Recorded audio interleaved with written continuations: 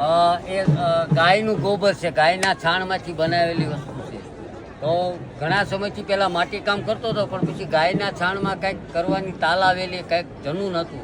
તો ગાયના છાણને મેં એવી રીતે મોડ આપ્યો કે અંદર સાબુદાણાથી મેં મજબૂત કર્યું. આ સાબુદાણાનું પાણી નાખ્યું અને સફેદ ગૂગલથી વોટરપ્રૂફ થઈ ગયું. ગંધારો વધ નાખ્યો તો માખી, મચ્છર, ફૂગ, ગંધ બધું સાફ કર્યું.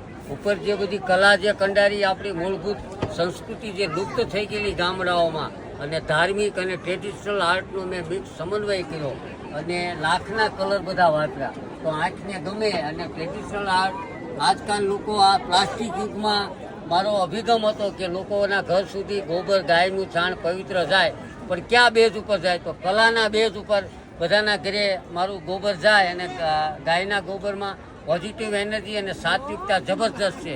પણ એમને તો કોઈ ગોબર રાખે નહીં. તો કલા અને આર્ટના રૂપમાં તમે તમારા ઘરમાં સુશોભન કરી શકો અને ગોબરની પોઝિટિવ એનર્જી મળ્યા કરે અને આ પ્લાસ્ટિક યુગનો આપણે સામનો કરી શકીએ. અને નવી પેઢી ગાયના ગોબર વિશે બિલકુલ અજાણ છે. તો એનો મારો વિચાર છે કે આને જાણે. બહુ સાત્વિક વસ્તુ છે અને એ બેઝ ઉપર હું કામ કરી રહ્યો છું.